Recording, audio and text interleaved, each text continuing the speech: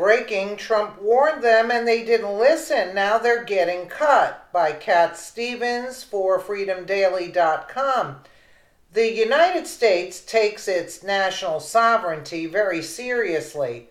One of the major problems that many Americans have with the Democratic Party is that they're more than willing to hand that sovereignty over to the highest bidder if it will make them a buck along the way. For that reason, the United Nations has been a hot-button topic for some time. Presidents before Trump have gone to the UN summits like a dog with its tail between its legs, looking to bow to whatever the rest of the world sees fit. That's not the case with President Trump or his UN ambassador Nikki Haley, both of whom aren't looking to change the United States for the sake of what other countries want. The most recent scandal has been surrounding the United States backing Jerusalem as Israel's capital. This particular piece of real estate has been fought over for years, and the U.S. siding with Israel wasn't taken well.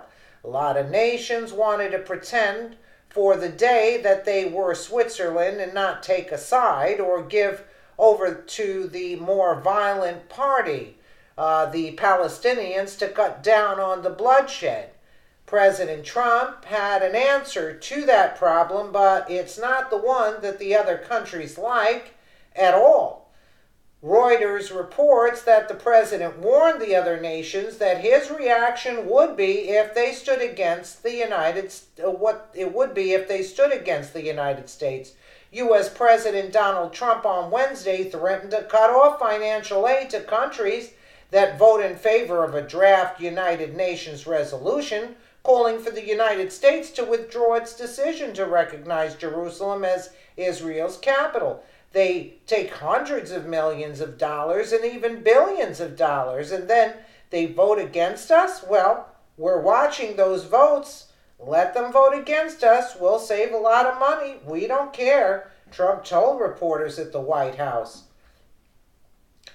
The 193-member UN General Assembly will hold a rare emergency special session on Thursday at the request of Arab and Muslim countries to vote on a draft resolution, which the United States vetoed on Monday in the 15-member UN Security Council. The remaining 14 Security Council members voted in favor of the Egyptian drafted resolution, which did not specifically mention the United States or Trump, but which expressed deep regret at recent decisions concerning the status of Jerusalem.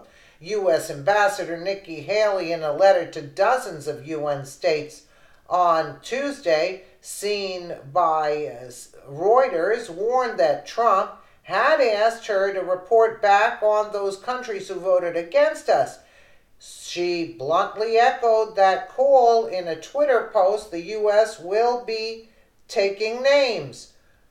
When the time came for the vote, the U.S. did what it said it would be and backed Israel and our allies. The Muslim sympathizing nations did what they said they would do and voted against declaring Jerusalem as the capital of Israel. The Gateway pundit gave a list of exactly which nation sided with Israel. The United Nations defied President Trump on Thursday, voting 128-9 against his decision to declare Jerusalem as the capital of Israel and move the U.S. Embassy to the Holy City.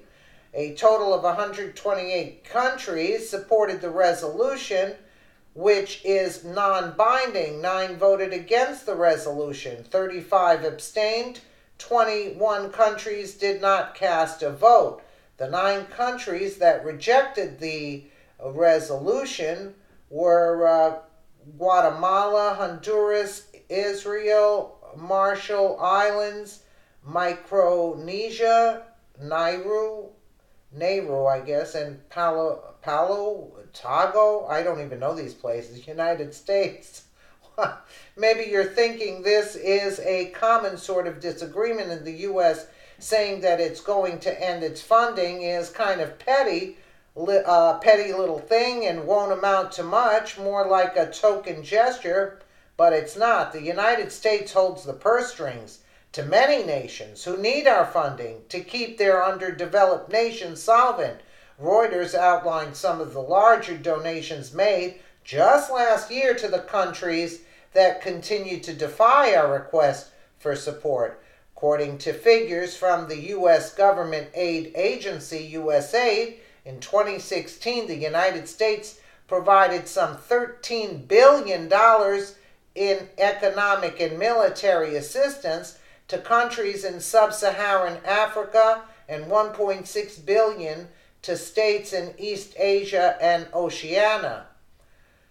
It provided some $13 billion to countries in the Middle East and North Africa, $6.7 billion to countries in South and Central Asia, $1.5 billion to states in Europe and Eurasia, and $2.2 billion to Western Hemisphere countries, according to USAID. A senior diplomat from a Muslim country speaking on condition of anonymity said of Haley's letter, "States resort to such blatant bullying only when they know they do not have a moral or legal argument to convince others." Responding directly to that comment on Twitter, Haley said, "Actually, it is when a country is tired of being taken for granted. It's not bullying when we don't want our funds to be used to harm those we wish to support with our governmental pull. Yes, it would be great if no nation owned any other nation anything, but if these countries think that they're going to get away with acting like a petulant teenager, taking our money and stomping off to support something we are opposed to, they might find out what it's like to really be independent." Yeah, they're going to learn the hard way. Absolutely. I say do away with it, I mean, really. I don't like the UN anyway. They're useless. Let me know what you guys think in the comments below. And again, thank you so much for watching.